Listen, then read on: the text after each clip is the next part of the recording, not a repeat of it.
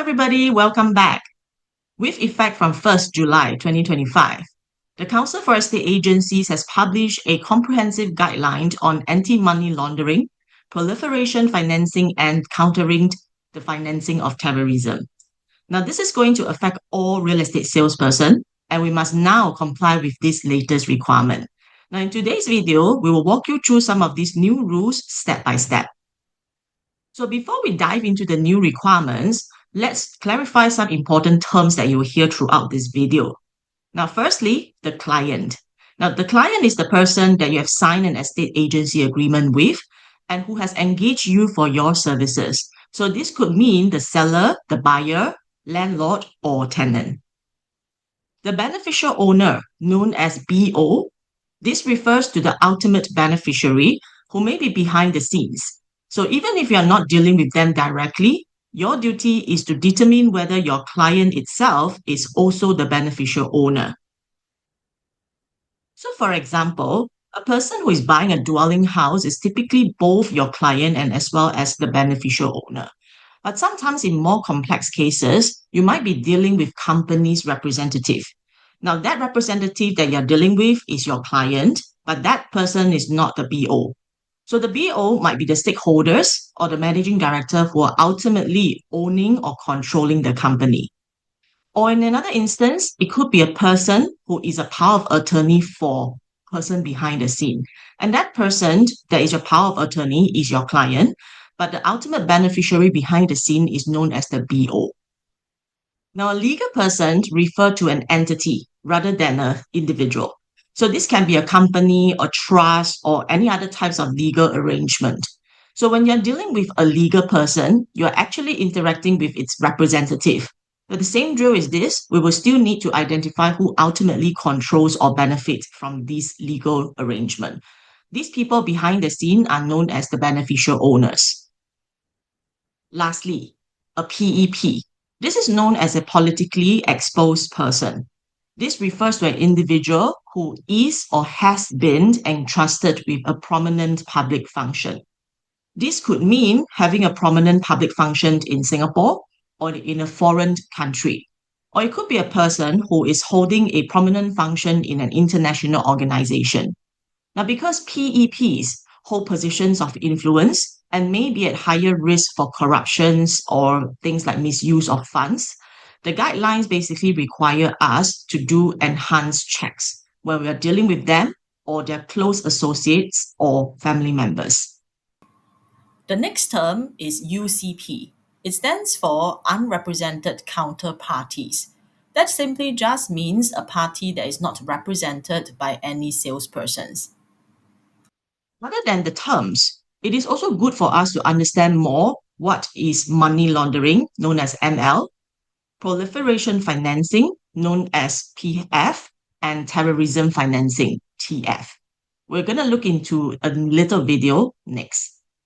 Money laundering is the process of disguising the proceeds of crime to make them appear legitimate. In other words, criminals try to clean dirty money so it can be used openly without raising suspicion.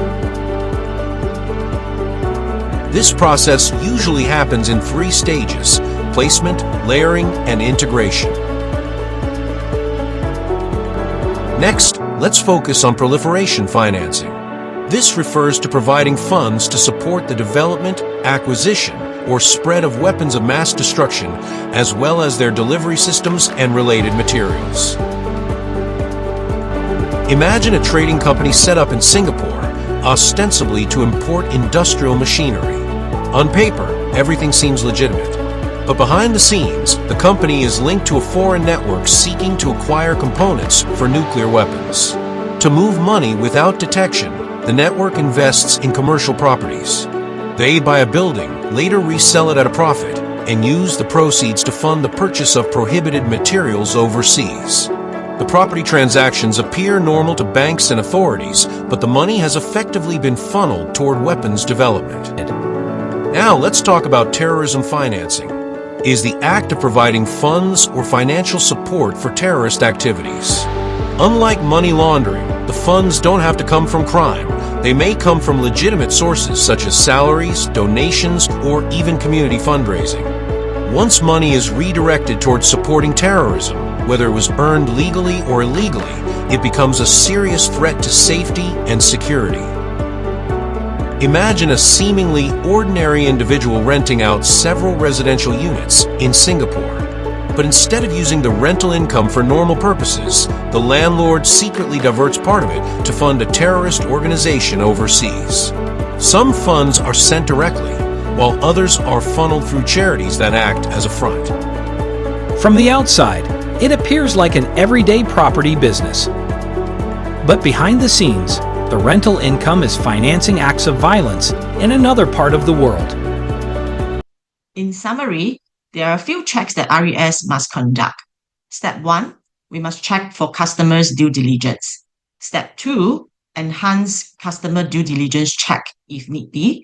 And step 3, if there are any reasons for you to be suspicious of your client's behaviors or the transaction itself, it is mandatory for us to file the suspicious transaction report. Now, step 1, customer due diligence checks. This is mandatory for all property transactions, including rental transactions, but excluding HDB flat rental or HDB room rental. EAs and our ES must conduct CDD on all property transactions that they facilitate, including rental transactions. As of July 1st, 2025, CDD will no longer be required for HDB residential rental transactions, involving both HDB whole flat and room rentals. During the CDD checks, we are supposed to identify the client, verify their identity, etc. So if a client is an individual, then we must obtain the client's full name, contact details, etc. And also verify the identity using reliable government-issued related photo IDs, such as NRIC, passports, etc. Now, for companies or legal arrangement, we must look out for the legal document, such as the company's letter or other things like the deed of trust. And most importantly, we are also supposed to obtain a copy, let's say for companies that are going to be incorporated in Singapore, a copy of the ACRA BIS file letter, which is then going to help us identify what this company is about, whether this company is a legit incorporated company, who are the stakeholders, etc. Timing is crucial here. You must carry out CDD before the client signs any agreement to acquire or dispose of a property. You must also recheck CDD if you do have doubts later on, and keep these completed CDD forms with your EA for submission and record keeping. Now, step 2 is the mandatory screening as part of the CDD checks. So after you have identified and verified your clients as well as the beneficial owners, we must then now screen them against the Terrorism Suppression of Financing Act, the UN sanctioned list, as well as any other list provided by the authority. Now, in this case, if any circumstances occur whereby your client is a hit list, now in this case, we are supposed to cease all dealings immediately with this client and to file a suspicious transaction report immediately. Now, most estate agencies have already subscribed to commercial AML or compliant database. You can and you should use these resources to run your screening. So they are going to be a lot easier than comparing it on our own against such lists. So remember, firstly, CDD requires us to identify and verify the identity of your clients and BOs. The second thing is for us to conduct screening against the necessary sanction list, etc. So if there is a possible match, escalate this immediately to your KEO or your estate agents before proceeding further. Now, during your CDD checks, you might realize that your clients or BOs might be PEPs, or perhaps throughout your interaction with your clients, you realize there are some red flags indicators. Now, what's the next step then? Next step, we're supposed to conduct the enhanced due diligence checks. Now, during this stage, we're going to dive a bit further into, who these clients are and to understand basically where are the sources of funds coming from. Where ECDD is required, our ES must take reasonable measures to establish the income level, source of wealth, and source of funds of client. Obtain approval of the EA before continuing the business relationship with the client, and take all reasonable measures that are appropriate to the level of risk of ML, PF, TF that have been identified in relation to the client. This may include closer monitoring of the transactions being entered into by the client to ascertain if there are transactions or patterns of transactions that are inconsistent with the client's profile.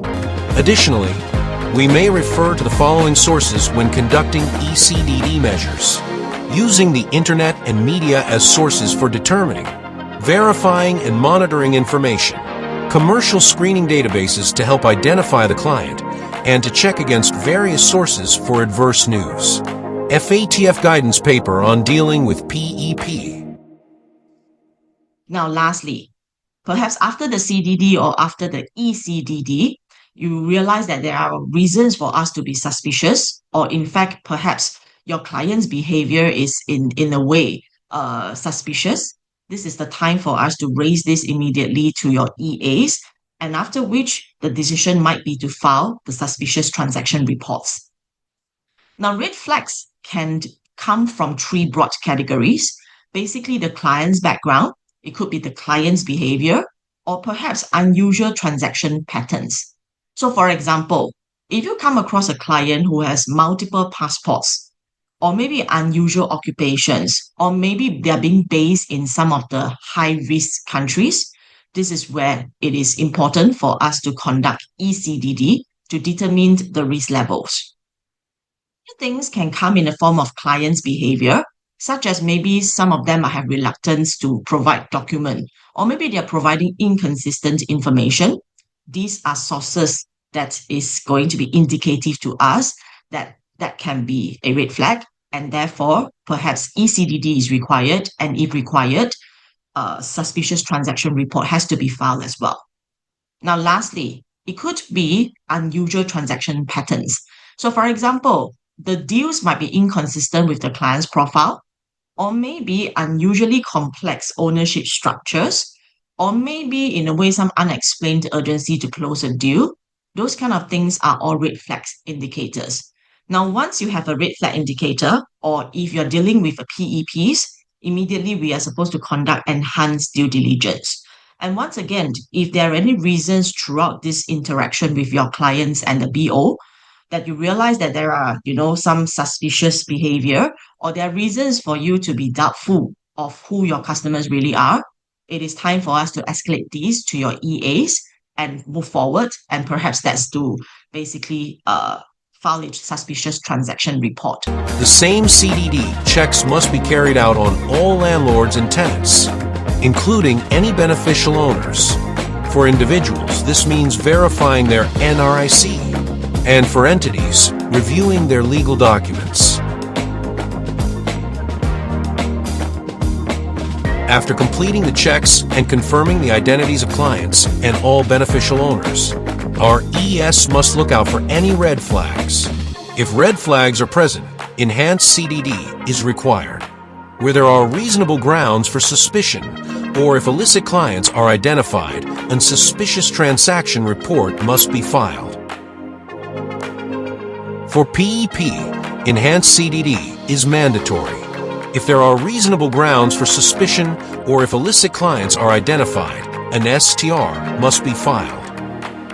Now, note, it is a crime for us to tip off your customers, and basically filing of your STR is mandatory if need be.